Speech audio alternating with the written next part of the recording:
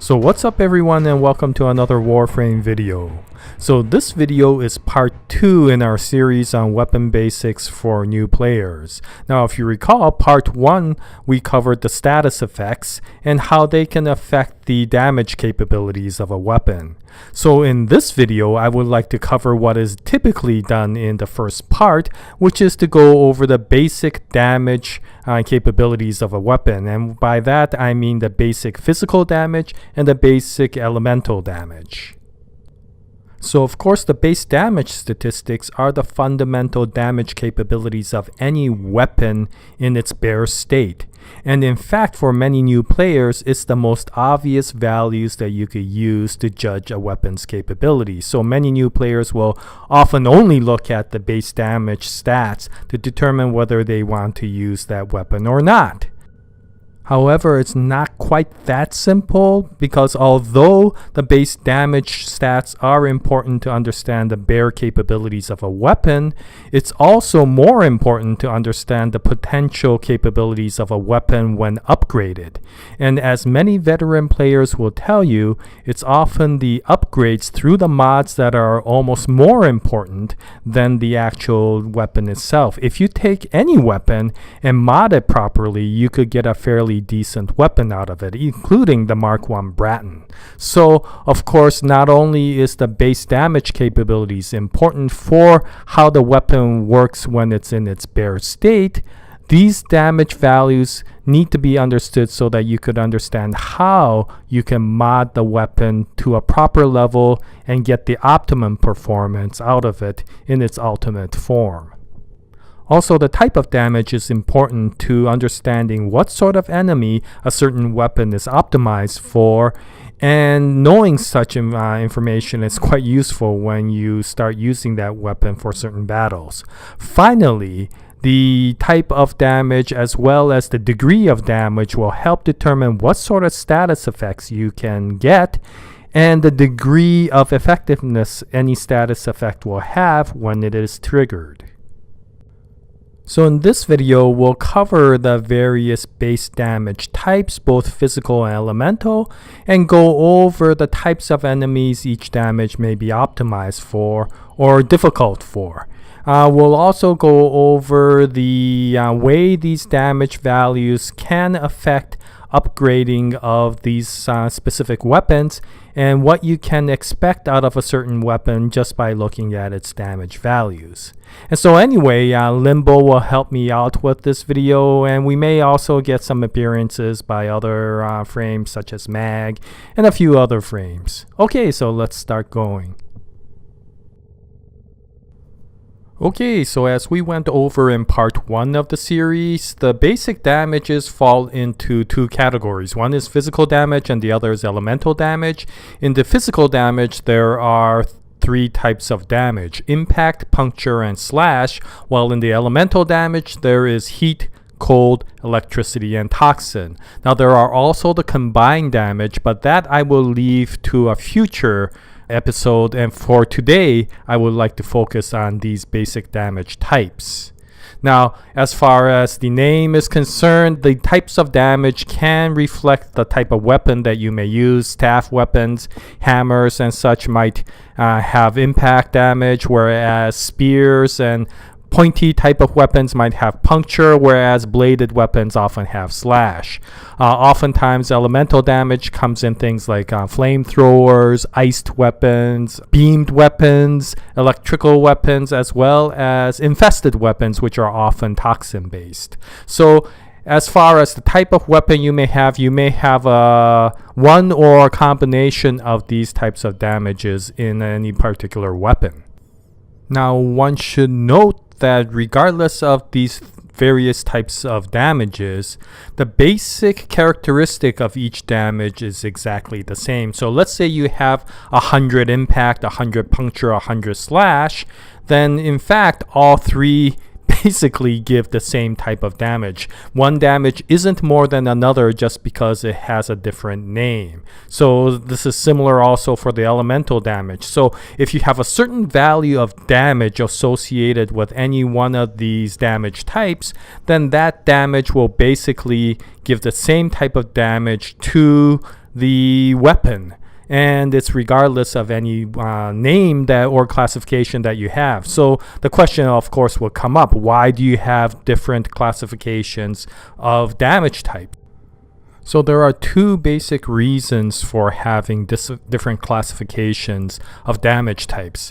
The first is not really in the damage itself, but how the damage is received based upon a specific target. So whether the target is flesh, armor, shielded targets, these types of damages will have different effects on them, and the effect is independent of the damage. What happens is you will have modifiers based upon a bonus or a penalty that's multiplied to the actual damage itself. And so the damage itself from a weapon is exactly the same if it has a similar value. However, there may be penalties or bonuses applied to these damage values depending upon what sort of target the weapon hits. And the second reason is, of course, the one that we covered in part 1 of this series, which is the status effects. So each one of these damages has a different status effect.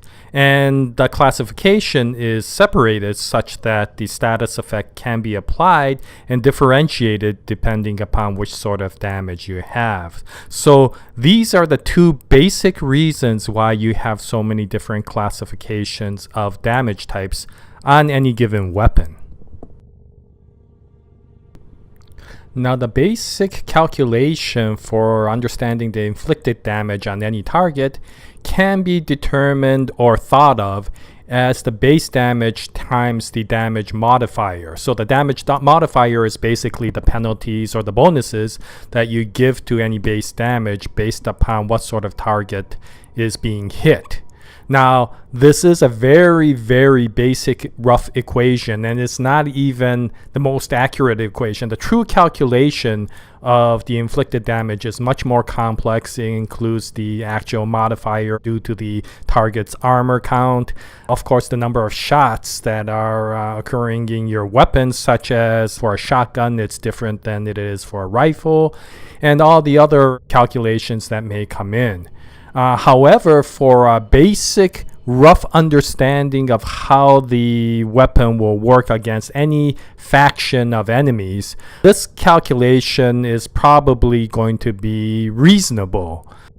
For any more detailed calculation, of course, if you're gonna do various analysis on weapons, a very deep analysis on the weapon, then you may need to go into a much more complex equation. However, I'll leave that to the experts such as Distant Observer or Noob Showtech, Brozim, Tactical Potato, and all the other really expert people who can calculate the damage effects for a weapon and then determine how they will affect a certain faction. For myself, since I am a casual gamer, I tend to just look at it from a basic understanding so that I know which weapon I can choose for a specific mission, and then basically just go out and see how well that weapon does.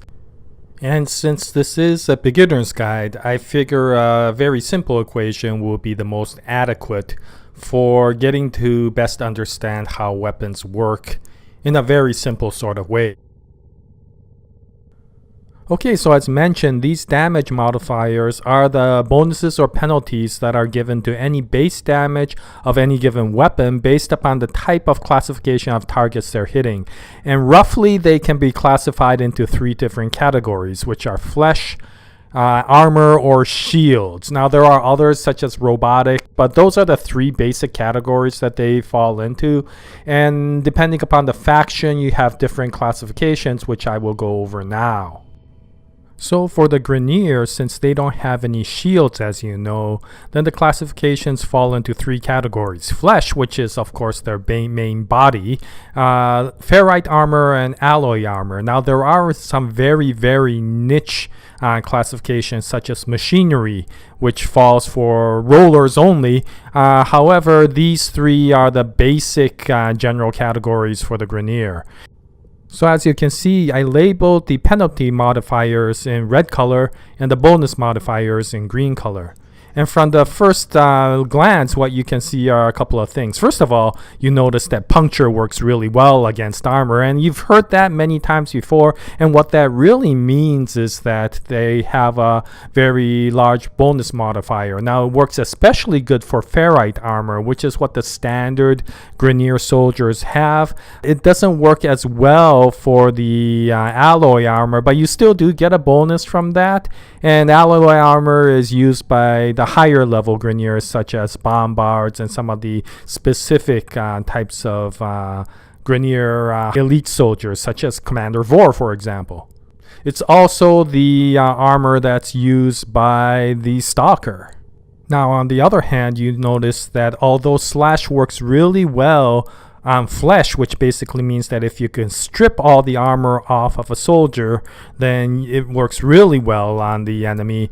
It works not too well on the actual armor. So if you were to go in with a bladed weapon, then you will have these penalties put on. And of course, the penalty is more severe for the higher level alloy armor. Now, impact in general doesn't work well for flesh. So whether it's Grineer flesh or Corpus flesh, impact weapons don't work as well because it has a little bit of a penalty associated with it. Now, as far as the elementals, you notice that heat works well on flesh, and toxin works well on the ferrite armors, whereas electricity doesn't work particularly well on the alloy armors, although cold does. So this gives you some idea of what sort of modifications you want to do to the weapon when you're going up against the Grineer. So puncture weapons do work quite well, and if you do add elementals such as cold, heat, or toxin, then they can be quite effective against the Grineer. Now, with regards to Corpus, there are four basic categories. They are, of course, flesh once again, and then the two types of shields for them. They are the regular shields, so that most of the regular soldiers have, and the proto shields that the elite soldiers have, and then of course the robotics, where the Moas or the Bursas or the Jackal would fall under. And so as you can see, once again, that impact doesn't particularly work well on flesh, but it works especially well on shields, and it works really well on the regular shields. And that's one of the reasons why impact weapons in general do work well on Corpus soldiers, especially the standard ones, because in general, Corpus soldiers don't have a significantly high amount of health. So although it is a flesh penalty, it is especially more important to take out a Corpus soldier's shields. And that is one of the reasons why, even if you take a starter frame like Mag and just the Mark 1 bow, if you mod it properly, then you could solo something like IO Defense in Jupiter. And even if you have these Bursas coming in, then you could still complete the entire 20 waves and IO without using any other weapon except the whoa, that's bright. Yeah, the Mark 1 bow. So the choice of weapons, as one can imagine, can turn out to be very advantageous or disadvantageous depending upon what sort of weapon you choose. On the other hand, puncture weapons don't particularly work well on shields, especially the proto shields, and so you may have a hard time if you take puncture weapons into a Corpus battle, with the exception of maybe the robotic classification, because again, that's similar to something like armor. Slash weapons have okay effects on flesh, but it's neither a penalty or a bonus with regards to shields. Okay, and with regards to the elementals, toxin works quite good on flesh, as you can imagine. Cold does, as well as electricity. What doesn't work particularly well is heat. So you may once again look at these values and consider what sort of weapons you want to take if you're going into a battle against the Corpus faction. And finally, for the infested, there are three classifications, which are the infested flesh, and the fossilized classification. And what you can see right away is slash works well on all three classifications, which is why bladed weapons in general works well when you go into an infested mission. The other thing that you of course hear about is heat, and as you can see for the infested flesh and the infested classifications, you get a significant bonus, and you don't get any penalties for the fossilized section. So of course, if you recall the original quest that introduces the infested faction, I'll give a slight spoiler here for anybody who hasn't done that quest yet. If you recall, the Lotus gives you a bladed heated weapon, and now you could tell why based upon these statistics. A bladed weapon works especially well against the infested, and of course the heated elemental is probably the best. What's really bad is cold, and so if possible, try avoiding going into an infested mission using cold elementals. Any of the other elementals would be better than that. And if you can't use slash weapons, at least you don't have to worry about the fact that impact or puncture has a penalty. It just doesn't have the major bonuses that slash weapons provide. Okay, so where you can find the damage statistics for any weapon is of course in the weapon stats, and I show the Lex Prime here, and you can see that the base weapon damage stats are separated into the three classifications of impact, puncture, and slash. So this particular weapon doesn't have any basic damage in the elemental side, but it does have a fairly high puncture damage. And what's really nice about that is not only does it help the base weapon, but as you can see, and why the mods are so important, is if you start adding the mods that increase the base capabilities of a weapon, and for secondary weapons such as the Lex Prime, that will be Hornet Strike, Lethal Torrent, and Barrel Diffusion, then you can see that since it uses the percentage of the base damage and adds to that, then you could take a 120 damage and take it up to the thousands using these three mods. And in addition, these three mods affect the actual status chance of the weapon based upon, again, its base value and the multipliers that these mods give. Now, it doesn't affect the critical chance, so if you have a relatively high status chance weapon or a base status chance, it works out to be pretty good. So as you can see, obtaining these three particular mods for a secondary and maxing them out turns out to be crucial to optimizing the base damage of your weapon. Now, what's important is these three mods also affect the actual base damage. What I mean by that is then any additional mods that you add to that, such as bore, which affects puncture, is then multiplied by the multiplier of bore, as well as the damage values that are modified by these three mods. So if you didn't have Hornet Strike, Lethal Torrent, and Barrel Diffusion, then the bore would actually take the 120 value and multiply its 120% multiplier. However, if you have the maxed out Hornet Strike, Barrel Diffusion, and Lethal Torrent, then by adding bore, the 120% multiplier is not multiplied to the 120 value, but to the 1000 value that you get by modifying it using the three original mods. That's why Hornet Strike, Barrel Diffusion, and Lethal Torrent turn out to be very important mods for any secondary weapon. And this, of course, turns out to be the same for any of the various damage-specific mods. Here I show the heat mods of Scorch and Heated Charge, and they are multiplied to the total value of impact, puncture, and slash modified by the 3 original mods once again. So once again, the 3 original mods turns out to be very important. In addition to that, why Scorch is really nice is since it also adds a 60% bonus to the status chance. If you have a high status chance weapon, this mod turns out to be quite useful to further increase the status chance and turn the weapon into a very strong status weapon.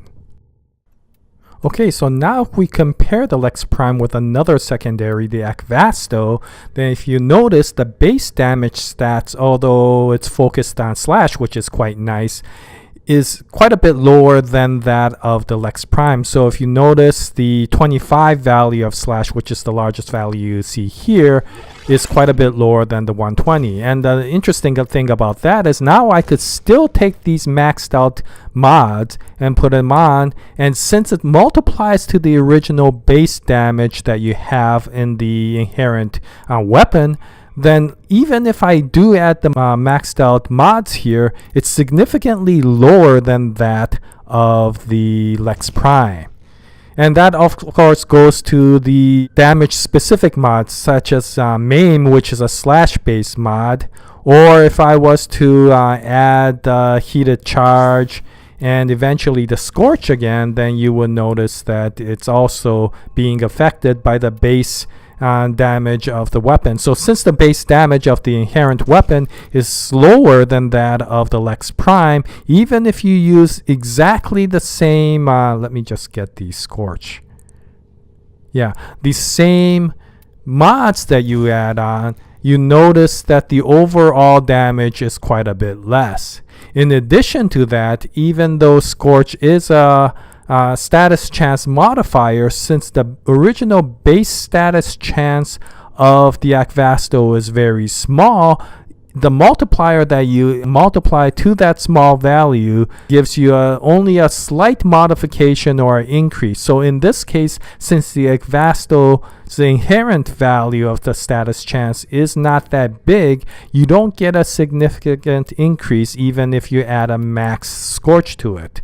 So that shows how, once again, you have to be careful on what sort of inherent damage and inherent characteristics you have in the actual weapon itself, and then determine what sort of mods will give it the most optimum value for that particular weapon. So in the case of the Akvasto, not only does it give a smaller damage, it's just not designed to be a good status weapon. Now, what's interesting is the Lex Prime is a Mastery Rank 0 weapon. So even though it's such a hard-hitting weapon, if you could get your hands on it, even a beginner player can actually start using the weapon right away. So it is a good weapon, and I would suggest it if you can get your hands on it once again. Then the Lex Prime does turn out to be a nice secondary to use.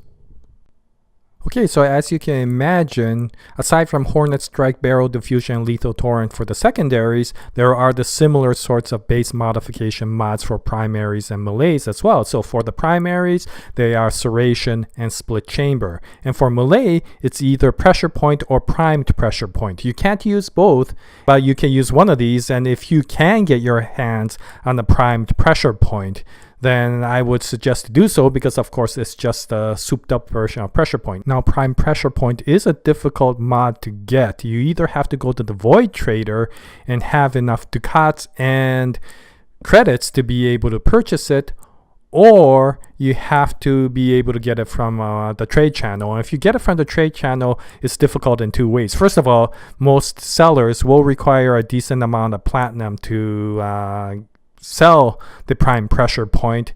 It tends to cost somewhere between 50 to 70 platinum for an unranked one. And on top of that, it does cost 1 million credits taxed to get the Prime Pressure Point. So it is not an easy mod to get, and if you can't get it, then I would suggest just use the regular Pressure Point. At least it will give you a decent increase in the overall damage capabilities of a melee weapon. So in summary, understanding the damage capabilities of any particular weapon is quite useful and important, not only in understanding and comparing one weapon to another in its overall capability, but also in understanding which weapons are the most optimum for which enemy faction, as well as understanding what sort of mods can be used to optimize the damage capabilities of that particular weapon. And since this is a beginner's guide, I will go into one additional comment. You often see a lot of new players come in and they're disgruntled because they only have their one starter frame, which is mag or something like that, and they have their one weapon, and then they're just thinking, oh, if I had that one overly powerful weapon, then that should change everything and that should make me really strong. And then they will get something like the Soma Prime, and then they can't figure out why that's not changing the situation overall.